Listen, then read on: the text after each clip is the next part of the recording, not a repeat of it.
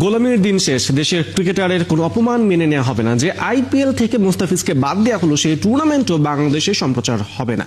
মোস্তাফিজ ইস্যুতে কড়া বার্তা দিলেন যুব ও ক্রীড়া উপদেষ্টা আসিফ নজরুল। উগ্র সাম্প্রদায়িক গোষ্ঠীর কাছে নতি স্বীকার করে মোস্তাফিজুর রহমানকে আইপিএল থেকে বাদ দেওয়ার নিন্দা ও প্রতিবাদ জানিয়েছেন যুব ও ক্রীড়া উপদেষ্টা।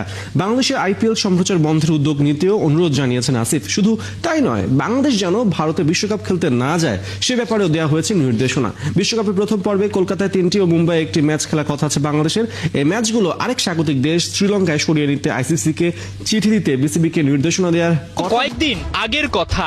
মোস্তাফিজুর রহমানকে নিয়ে আইপিএল এ দলগুলোর সে কি টানা হেচড়া।